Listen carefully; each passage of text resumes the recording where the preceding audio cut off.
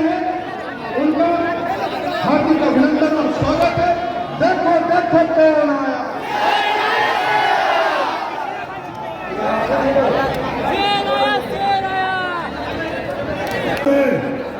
है मुसलमानों, है दलितों, है पिछड़े तबकों, तुम्हारे रोजगार के लिए क्या किया, तुम्हारे मेहनत के लिए क्या किया, तुम्हें क्या अच्छे अस्पताल दिए, तुम्हें क्या नौकरी दी। आज भी बिहार के कई लोग हैं जो जाकर बिहार छोड़कर कई हैदराबाद में, मुंबई में, इधर उधर जाकर काम करते हैं। क्या ये आपकी जिंदगी है? क्या इसलिए में जिता रहे हो? फुलवारी शरीफ के इंतखाबी और इनकलाबी जलसे में मौजूद पार्टी के बहुत ही साफ सुथरे सामाजिक सरकार और उम्मीदवार भाई जनाब फारूक साहब, बिहार प्रचार जनाब भाई वालिद हुसैन साहब, बिहार में एमआईएम के काफी जनाब आफ्ताब अहमद इंजीनियर साहब, यूथ प्रेसिडेंट जनाब आदिल हसन साहब और फुलवारी के सभी लोग। मैं बात कहाँ से शुरू करूँ? ये इंसानों को उमड़ता हुआ सैलाब, नौजवानों का जोश। नौजवानों, मैंने पटने में बहुत सारे जलसे को खिताब किया है, लेकिन आपको जिस जोश और जोरों के साथ याद पा रहा हूँ, वल्लाह मैं मेरी अल्लाह ने मुझे ताकत देता तो मैं आसमान के तमाम तारों को तोड़ने के लिए उन तारों को तोड़कर तुम्हारे कदमों में रख देता, लेकिन शायद तुम्हारा हक अदा नहीं कर सकता। अगर कुदरत मुझे ताकत बख्शे, दुनिया के सारे चमन के फूल और कलियों को तोड़ डालूं और तुम्हारे कदमों में डाल दूं, फिर भी मैं तुम्हारे इस एहसान का हक अदा नहीं कर सकता। आपने जिस तरह से आदिल के दिल से वो कामयाब किया है। बात की किल्लत है, मैं सिर्फ 2-3 बातें कहना चाहता हूँ। यही फुलवारी शरीफ में हमारे पे शरिया है। हमारे बुजुर्गों ने यहाँ पर हमारी क़यादत खड़ी की थी, और क़यादत क्या है मैं उसकी मिसाल देता हूँ। चौराहे पे बच्चा खड़ा है, उसे पूछो तुम्हारा नाम क्या है, वो ज़ैद पकड़ बता देता है। पूछो इस मोहल्ले का वार्ड काउंसिलर कौन है, बता देता है। इमाम कौन है, बता देता है। मोहल्ले का डॉक्टर कौन है, पंडित कौन है, सबका नाम बता देता है। जब पूछो कि तुम्हारे बाप का नाम क्या है, बच्चा खामोश हो जाता है। बार बार पूछने पर जब बच्चा नहीं बोलता, नौजवानों को तुम्हारा ख्याल क्या होगा? ये ख्याल भी न होगा शायद इसका बाप मर गया होगा, शायद इसका बाप को बताने का भी होगा, या इसकी मनहूस ने उसके बाप का नाम नहीं बताया होगा। मेरी बात को तो मुझे ठीक हो गया। सुनो, बिहार में मुझे बताओ, मेरे साथ दो, बिहार में ये बताओ, यादव को गाली लड़को आवाज में भाषण करो, कौन है बिहार में? मालूम है कौन है यादव का लीडर? पासवान का लीडर कौन? मल्ला का लीडर कौन?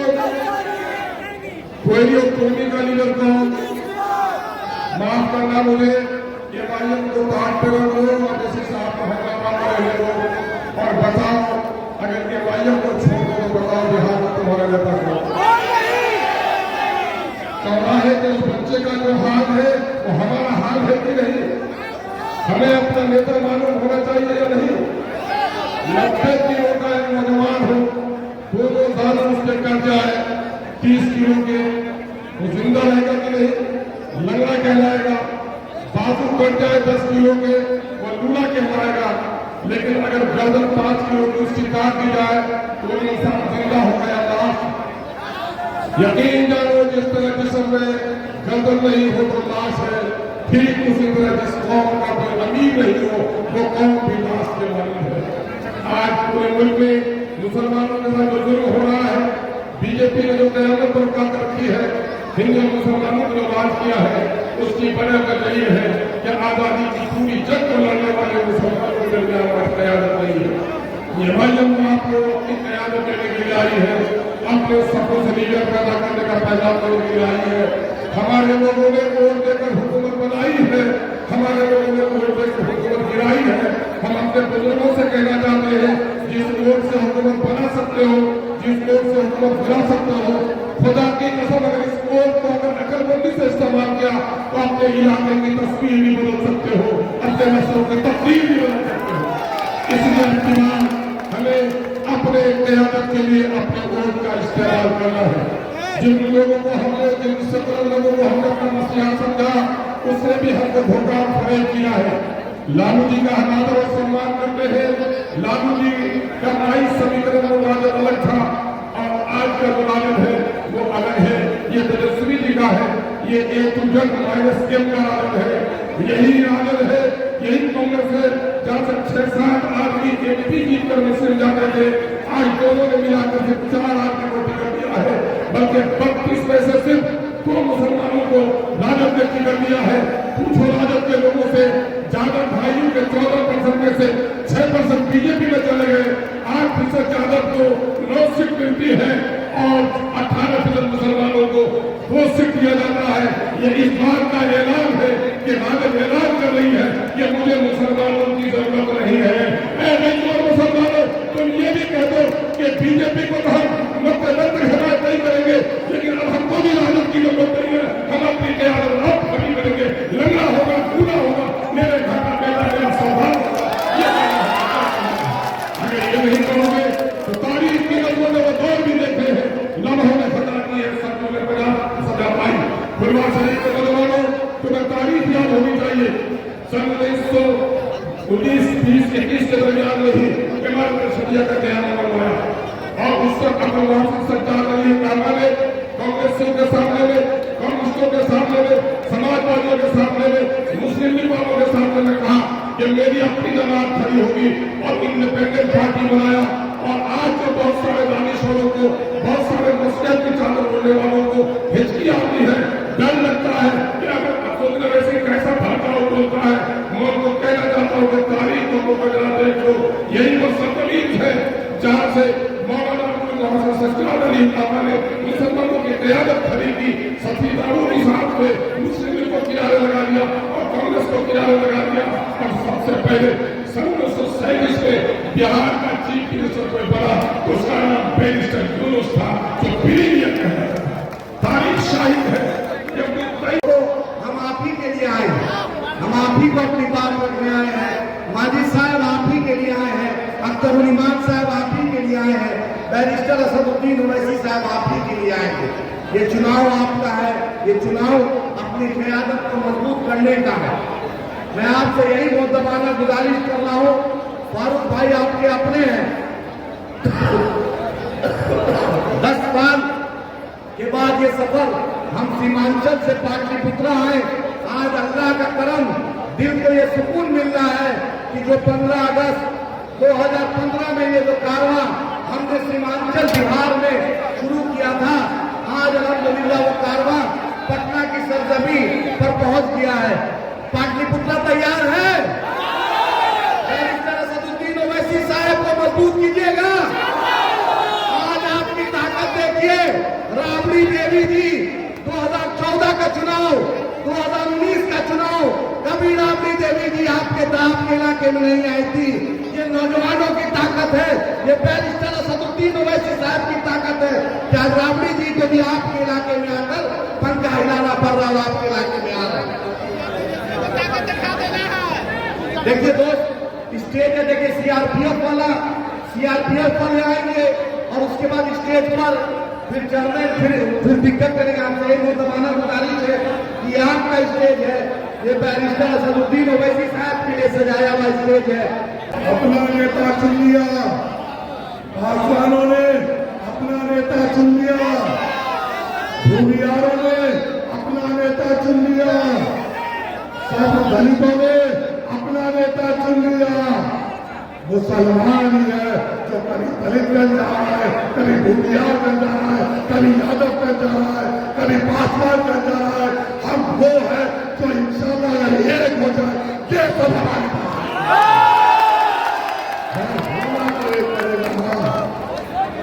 कब तक इल्जाम लगाते रहेंगे, कब तक हम पे तहमत लगाते रहेंगे, कब तक बोलते रहेंगे कि इन पे यकीन मत करो कि वोट काट रहे हैं, कब तक बोलते रहेंगे कि ये बीजेपी को जिताते रहे हैं, कब तक बोलते रहोगे कि भाजपा के एजेंट है?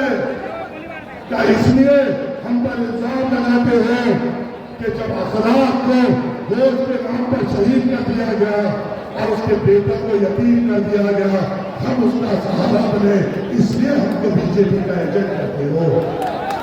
क्या इसलिए कि जब जुनैद खामिस खुदा था जो ट्रेन में जा रहा था उसके छाते में खंजरों को मार मार कर उसमें खामिस खुदा को शहीद कर दिया गया।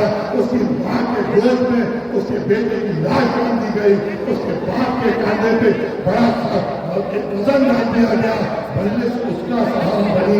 इसलिए हमें एजेंट कहते हो, क्या इसलिए हमें एजेंट कहते हो कि हम अपनी मस्जिद की आवाज उठाते हैं? क्या इसलिए हमें एजेंट कहते हो कि हम सीए एनआरसी का बिल फाड़कर नरेंद्र मोदी के मुंह पे फेंकते हैं?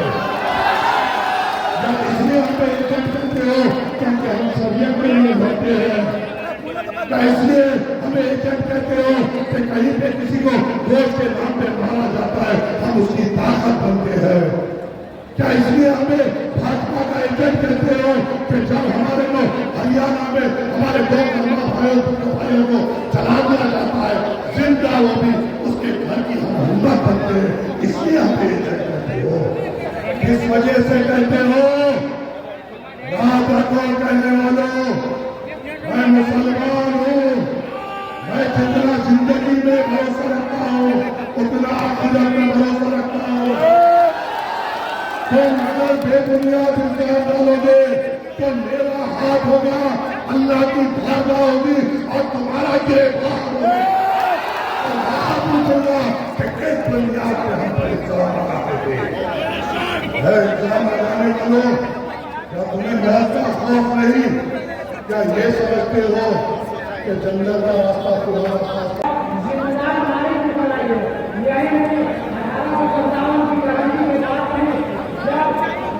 उन्नीस सौ 42 में भारत छोड़ो आंदोलन हुआ तो यही जेपी साहब की, जयप्रकाश साहब की यही कर्म होती थी। और इन्होंने यहाँ जो अभी आप तस्वीर देखते हैं वहाँ भी झंडा फहराने का कुछ क्रांतिकारियों ने काम किया और जेपी के आंदोलन में यहाँ से अंग्रेजों को बाहर भेजा गया।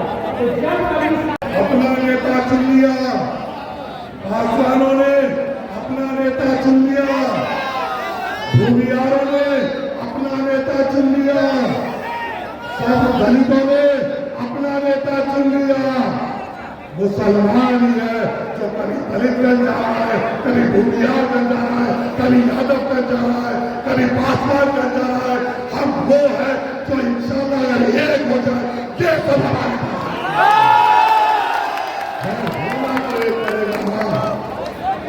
कब तक इल्जाम लगाते रहेंगे? कब तक हम पे तोहमत लगाते रहेंगे? कब तक बोलते रहेंगे कि इन पे यकीन मत करो ये वोट काट रहे हैं? कब तक बोलते रहेंगे कि ये बीजेपी को जिताते रहे हैं? कब तक बोलते रहोगे कि भाजपा के एजेंट है? क्या इसलिए हम पर इल्जाम लगाते हो कि जब अखलाक को वोट के नाम पर शहीद कर दिया गया और उसके बेटों को यतीम कर दिया गया, हम उसका सहारा बने, इसलिए हमको बीजेपी का एजेंट कहते हो? क्या इसलिए कि जब जुनैद खामिस खुदा था जो ट्रेन में जा रहा था उसके छाते में खंजरों को मार मार कर उसमें खामिस खुदा को शहीद कर दिया गया, उसकी मां के गोद में उसके बेटे की लाश बांध दी गई, उसके बाप के कांधे पे बड़ा वजन डाल दिया गया, मजलिस उसका सहारा बनी। इसलिए हमें एजेंट कहते हो। क्या इसलिए हमें एजेंट कहते हो कि हम अपनी मस्जिद की आवाज उठाते हैं? क्या इसलिए हमें एजेंट कहते हो कि हम सीए एनआरसी का बिल फाड़कर नरेंद्र मोदी के मुंह पे फेंकते हैं? क्या इसलिए हमें एजेंट कहते हो क्योंकि हम सरिया के लिए लड़ते हैं? क्या इसलिए हमें एजेंट कहते हो कि कहीं पे किसी को वोट के नाम पे मारा जाता है हम उसकी ताकत बनते हैं? क्या इसलिए हमें भाजपा का एजेंट कहते हो कि जब हमारे को हरियाणा में हमारे दो भाइयों को चला दिया जाता है जिंदा वो भी उसके घर की हम हिम्मत बनते हैं? इसलिए हमें एजेंट कहते हो। किस वजह से कहते हो?